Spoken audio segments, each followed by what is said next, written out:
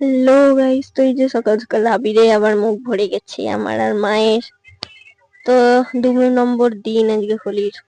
মাসিদের এখানে 2 দিন ধরেই হোলি খেলা হয়। তো আজকে নগর কীর্তন বেরিয়েছে, সবাই হোলি মেখে ভূত হয়ে গেছে।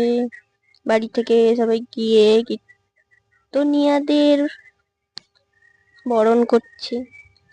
তো এখানে সব মাখামাখি হচ্ছে, হোলি প্যাকেট নিয়ে সব বেরিয়ে গেছে। একে ভূত করছে ওকে।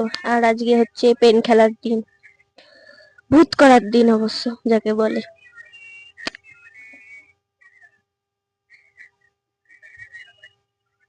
ছোট থেকে বড় সব। আর মাসিকে তো প্রথমেই ভূত করে দিল, চেনা জানা লোক বলে।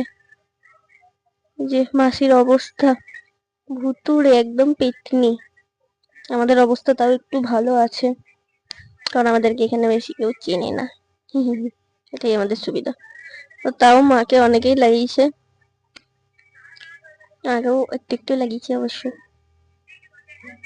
তো এখানে সবাই ভূত, কারোর মাথা ফাঁকা নাই, দেখাই যাচ্ছে।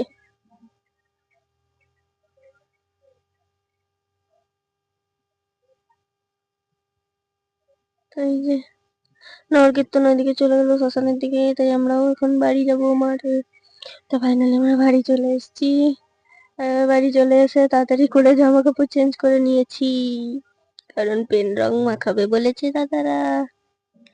আর পেন রং মাখা মানে জামা কাপড়ের অবস্থা খারাপ। খেলা শুরু হয়ে গেছে, সুভদ্রার অবস্থা বড্ড বিকট হয়ে গেছে। এদিকে মামার অবস্থা খারাপ, মানে সবারই তো অবস্থাই খারাপ।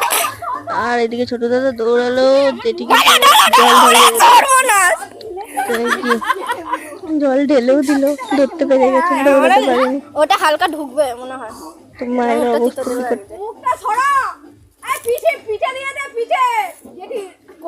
যেখানে পারবেন দিয়ে জামাই ধরে মাসি টাকা ধরে দিতে পারছে না, চান